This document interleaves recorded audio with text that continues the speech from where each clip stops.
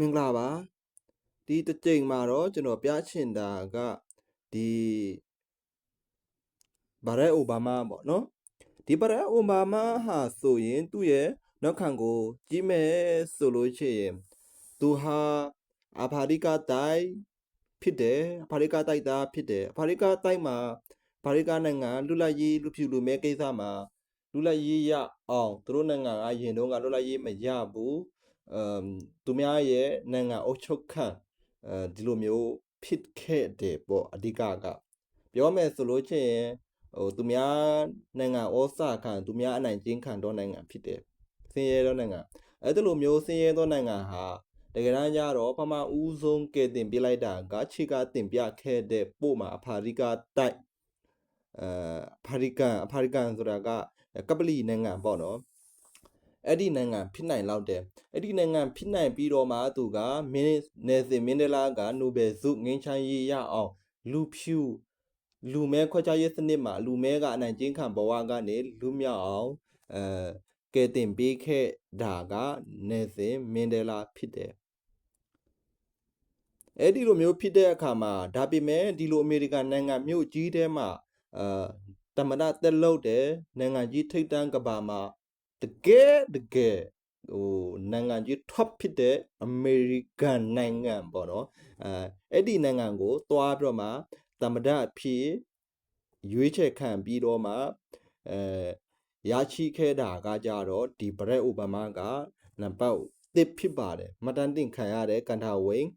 အာဖရိကတိုက်ရဲ့တမိုင်းဝင်လူသားဖြစ်တယ်ဒါအထူးပြောနေစရာမလိုတော့ဘူးထင်ပါတယ်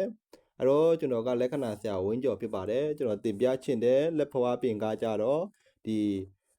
လိုထူးခြားသောဒီဘရက်အိုဘားမားကကျွန်တော်အကျယ်တဝင်းပြောမနေတော့ဘူးအားလုံးလည်းသိနေပြီးသားဖြစ်ပါတယ်တူရဲ့လက်ပုံသဏ္ဍာန်ကိုကျွန်တော်တို့ကလက်ပုံစံ9မျိုးနဲ့ခွဲခြားစိတ်ဖြာမယ်ဆိုလို့ရှိရင်လက်ပုံစံဒီကျွန်တော်တို့က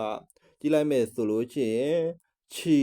ပြီးတော့လေခြေတဲ့မျိုးသားပဲပုတိုနေတာမျိုးမဟုတ်ဘူးသူ့ရဲ့မျက်နှာကိုကြည့်လိုက်မယ်ဆိုလို့ချင်းလည်းပဲပုတိုနေတော့မျက်နှာမျိုးမဟုတ်ဘူးကွယ်ကျွန်တော်မျက်နှာမပါတော့ဘူးဒီမှာမျက်နှာကြည့်လိုက်နော်မျက်နှာလည်းပုတိုမဟုတ်ဘူးအဲ့တော့သူ့ရဲ့လက်ဖွားကလည်းပဲပုတိုမနေတာကိုကျွန်တော်တို့တွေ့ရပါတယ်တွေ့ရပြီးတဲ့အခါမှာလက်ဖွားဆိုလို့ချင်းဒီမှာတန်းနေတယ်ပေါ့နော်ဒါလေးတောက်သဘောပဲเนาะလေးတောက်သဘောပဲလက်ချောင်းကကြတော့သူ့လက်ချောင်းကလက်မခြေတယ်เนาะလက်မခြေပြီးတော့မှတောက်တင်းနေတာခြားပါတယ်လက်ချောင်းတွေကလည်းခြေပြီးတော့မှတောက်တင်းတာခြားပါတယ်အဲ့ဒါကြောင့်မလို့တမဒါဖြစ်နိုင်တဲ့အထိလက်ပုံစံကလည်းအချိုးကျပြီးတော့ဒီဟိုနေပေါ့နော်လက်မကလည်းအားကောင်းလူတယောက်ရဲ့လက်မကအရေးကြီးပါတယ်ဒါနည်းနည်းလေးတစ်ခုချင်းဆွဲထုတ်ပြီးတော့မှအသေးစိတ်ပြောရတာကကောင်းကြောင်းကိုပြောချင်လို့လက်ပုံစံအစင်းမြင့်တယ်လို့ပြောချင်လို့เนาะလက်တွေကတောက်တင်းခိုင်မာပြီးတော့မှကျွန်တော်တို့လက်ပုံစံ9မျိုးစကားနဲ့ပြောမယ်ဆိုလို့ချင်းဒါက၄တောက်လက်ဖြစ်ပါတယ်ဒါပေမဲ့ကျွန်တော်လက်၄မျိုးစကားနဲ့ပြောမယ်ဆိုလို့ချင်းလက်မနဲ့လက်ဒီဟာထောက်ဝေးတယ်ဒါဒီဟိုဖြစ်တယ်ဆိုတဲ့အခါမှာကျွန်တော်ကဒီလက်၄မျိုးနဲ့စကားနဲ့ပြောရင်သူကလက်ချောင်းကလည်းပဲအရာကြီးမချေဘူးဆိုတော့အခါမှာဒီလက်ကမီးလက်လို့ပြောလို့ရ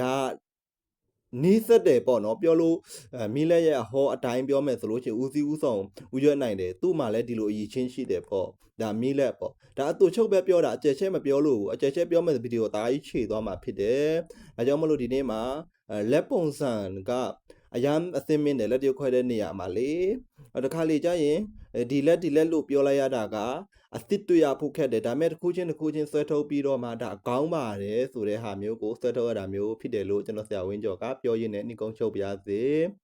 အားလုံးတရားကြီးချမ်းကြပါစေမိတို့စိတ်ဝင်စားပါကလက်ပုံဖြန့်ပြီးတော့မှမိလက်ကဘာလဲဆိုတာမေးမြန်းလို့ရပါတယ်ဗျာ